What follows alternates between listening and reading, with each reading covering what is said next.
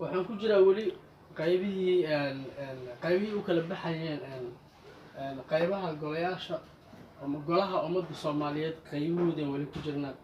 qaybtan inoo dhiman la socod wanaagsan golaha ahludiinka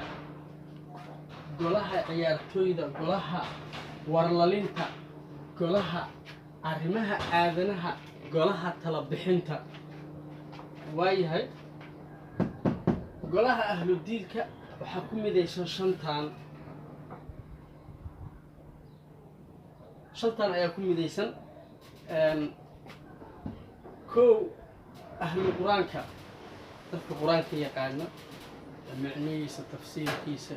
xukunkiisa wax allaal wixii quraan barashadiisa ku saabsan oo dhan dadka yaqaana waxaa kaloo ku midaysan ahlu xadiiska nooc kasta oo ahaada dadka ku takhasusay ayaa ku midaysan ahlu fiqiga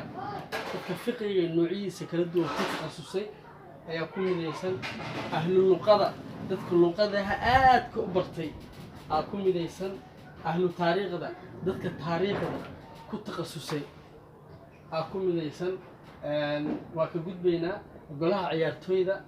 ciyaartooyda shantana ku midaysan kubadda cagta kubadda gacanta orodka dabaasha bootinta intaan waa ay ka badan yihiin laakiinse waxa waaye waxaan asaaskan samaysanaynaa macnaha wixii naga dhiman ayaga kusoo darmi doonaba golaha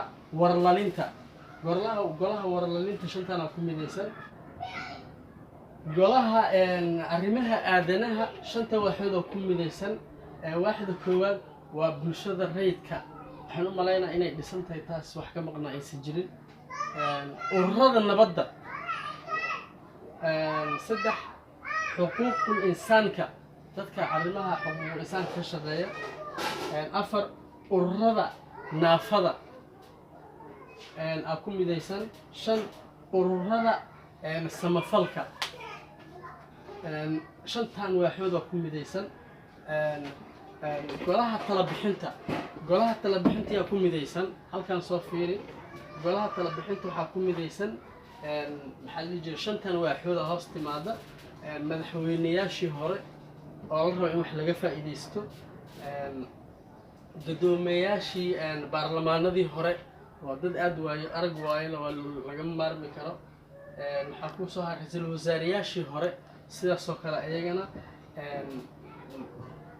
madaxdii maxaa la dhihi jiray garsooradii hore waa dad ayaguna loo baahan yahay intaas waxaa weelisa maxaa la dhihi jiray taliyaashii ciidamadii hore lagama maarmi kara iyagana intaasay ku midaysan yihiin macnaha waxaan u baahannahay qof allaha ka dhige inuusan meel waayin waa annaga soo nire maxaa la dhihi jiray golayaashii golaha ummadda Soomaaliyeed waa meesha ay ka soo baxayaan maxaa la dhihi jiray u adeegayaasha ummadda haddana